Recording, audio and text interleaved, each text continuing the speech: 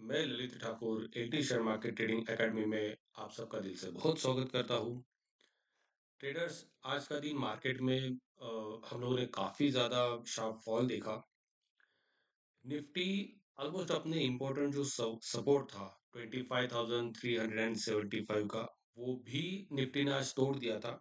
But अच्छा हुआ कि निफ्टी ने थोड़ा सा एटलीस्ट रिकवरी दिखाई आखिरी में। एंड निफ्टी अपने स्ट्रॉन्ग सपोर्ट से यहाँ पे थोड़ा रिकवर होते हुए हमें नजर आया है।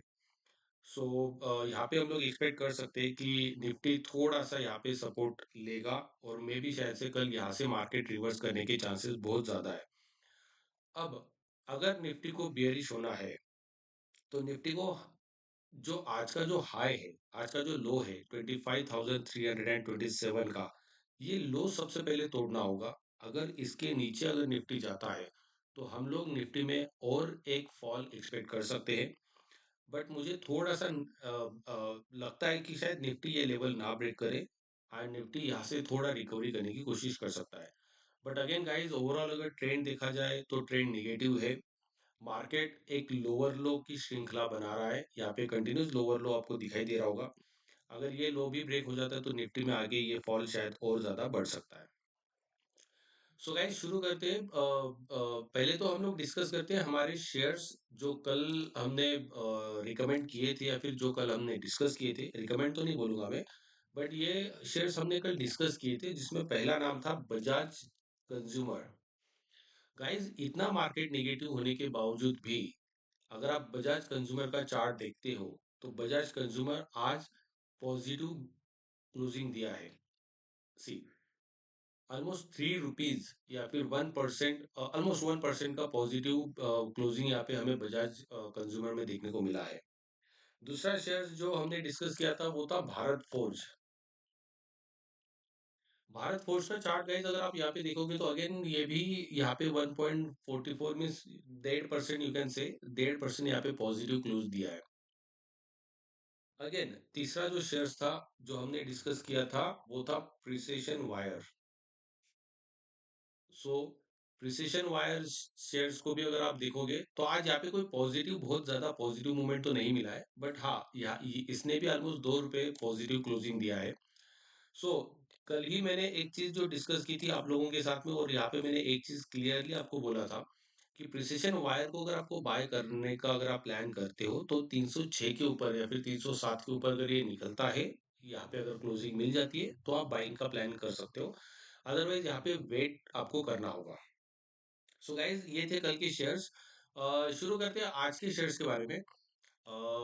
गाइस, यहाँ पे सबसे इम्पोर्टेंट जो डिस्क्लेमर मैं देना दे रहा हूँ कि यहाँ पे कोई भी मेरा बाय सेल का रिकमेंडेशन नहीं है। यहाँ पे जो भी शेयर्स मैं डिस्कस कर रहा हूँ, this is completely for education purpose. यहाँ पे हम लोग जो डिस्कस करते हैं कि हम लोग कैसे शेयर्स को आइडेंटिफाई करें, कैसे ब्रेकआउट शेयर्स हम लोग देख सकते हैं, क्या क्या चीजें उसमें ऑब्जर्व करनी होती है, ये सब चीजें हम लोग डिस्कस करते हैं एज ए एजुकेशन पर्पस। सो यहाँ पे कोई भी मेरा बाय सेल का रिकमेंडेशन नहीं है। सो गाइस, सबसे पहला शेयर जो मेरे रडार में था, जो आज मैं ऑब्जर्व कर रहा था काफी टाइम से, सो करूर वैश्य बैंक जो शेयर्स अगर आप यहाँ पे देखोगे, सो ओवरऑल शेयर्स में एक हायर हाई बनते जा रहा था, राइट। और गए कुछ दिनों से, ऑलमोस्ट यू कैन से कि एक महीने से शेयर्स में एक अच्छा खासा अप ट्रेंड हम लोगों ने देखा है। उसके बाद में क्या हुआ, उसके बाद में शेयर्स काफी समय एक रेंज में ट्रेड कर रहा था और आज जाके उसने उस रेंज का ब्रेकआउट दिया है।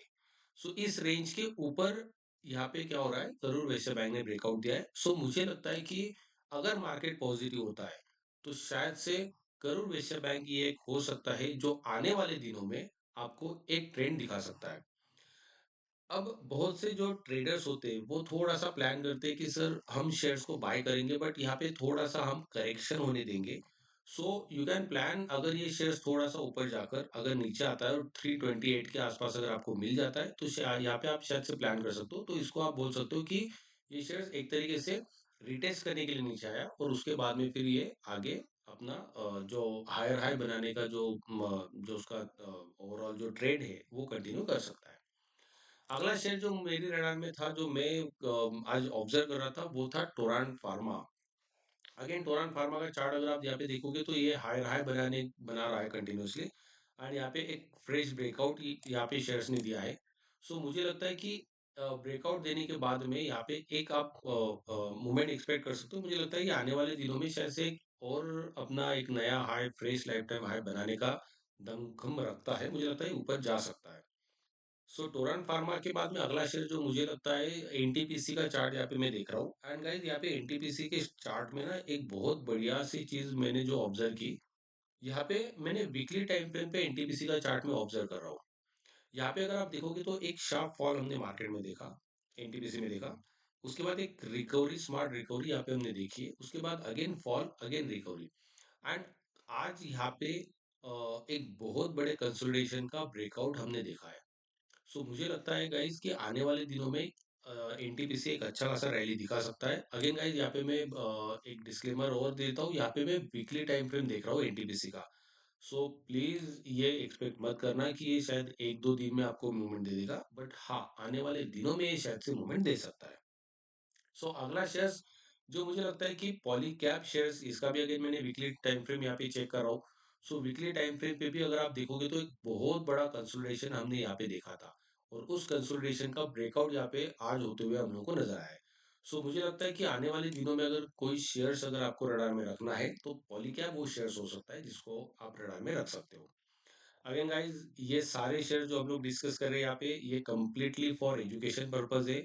अभी हमने जो बुलिश शेयर्स डिस्कस किए, अभी बुलिश के बाद में थोड़ा सा हम लोग बियरिश शेयर्स के बारे में भी डिस्कस करते हैं, क्योंकि फिलहाल जिस तरीके से माहौल बना पड़ा है, मुझे लगता है कि अगर इन केस ईरान और यूएस का कुछ वॉर होता है तो मे भी शायद से मार्केट पॉजिटिव में ना रहे और निगेटिव सेंटीमेंट में चल अगर कन्वर्ट हो जाता है, अगर यहाँ पे एक नेगेटिव सेंटीमेंट हावी हो जाती है तो मार्केट में हम लोग को शार्प फॉल नजर आएगा। ऐसे वक्त में कौन से वो शेयर्स है जिनको जिनके ऊपर आपको नजर रखना है, तो पहला है स्विगी। जो मुझे लगता है स्विगी एक 300 रुपए का एक इंपॉर्टेंट सपोर्ट है। अगर ये लेवल ब्रेक हो जाता है तो मुझे लगता है कि आने वाले दिनों में शायद से स्विगी में आप एक डाउन ट्रेंड देख सकते हो। यहाँ पे एक डाउन ट्रेंड की श्रृंखला यहाँ पे ऑलरेडी बनी पड़ी है। यहाँ से अगर ये लेवल ब्रेक हो जाता है, ब्रेक डाउन हो जाता है, तो स्विगी एक शेयर से जो अच्छा खासा एक डाउन ट्रेंड में जाएगा। एंड इसी का जो सेकंड कॉम्पिटिटर है वो थे इटरनल, जोमेटो। अगर आप जोमेटो का भी चार्ट यहाँ पे देखोगे, डेली टाइम फ्रेम पे मैं यहाँ पे देख रहा हूँ। सो 254 के लेवल एक इंपॉर्टेंट सपोर्ट है 250 का। अगर ये ब्रेक हो जाता है तो शायद आने वाले दिनों में हम लोग जोमेटो में भी एक गिरावट देख सकते हैं, जो मुझे लगता है हो सकता है, चांसेस है। गाइज, सबसे इम्पोर्टेंट चार्ट जो मैं आज ऑब्जर्व कर रहा था, जो मुझे लगता है कि आप लोगों ने भी इसके ऊपर नजर रखनी चाहिए एंड इसका थोड़ा स्टडी करना चाहिए, और वो चार्ट है निफ्टी आईटी का। यहाँ पे मैंने वीकली टाइम फ्रेम पे मैं देख रहा हूँ। सो वीकली टाइम फ्रेम पे अगर आप इसको ऑब्जर्व करोगे, सो 30,000 का एक इम्पोर्टेंट सपोर्ट है, जो सपोर्ट यहाँ पे निफ्टी आईटी ने यहाँ पे ब्रेक कर दिया है। सो 30,053 का यहाँ पे क्लोजिंग मुझे दिख रहा है। सो मुझे लगता है ये एक इम्पोर्टेंट सपोर्ट है। मे भी शायद से यहाँ पे एक रिकवरी शायद आपको मिल सकती है। अगर यहाँ पे रिकवरी नहीं मिलती है तो मेरे हिसाब से मुझे ऐसे लगता है कि निफ्टी शायद निफ्टी आईटी शायद से 26,000 के लिए प्रिपेयर हो रहा है, या फिर यहाँ पे एक फॉल हम लोग अगेन आईटी सेक्टर में देखने को हमें मिल सकता है। सो गाइज, अगर मेरा कंटेंट आपको अच्छा लगता है तो मेरे चैनल को लाइक एंड सब्सक्राइब जरूर कीजिए। अगर आपको ऐसे ही शेयर्स आइडेंटिफिकेशन चाहिए कि या फिर किसी शेयर्स में अगर आपको कुछ ट्रेड जानना है तो प्लीज मेरे कमेंट बॉक्स में मुझे जरूर मेंशन कीजिए। मैं उस वीडियो पे या फिर उस शेयर्स के ऊपर एक वीडियो जरूर बना के आपको दे दूंगा। So thanks a lot guys, and मिलते हैं हमारे अगले वीडियो में। तब तक के लिए गुड नाइट।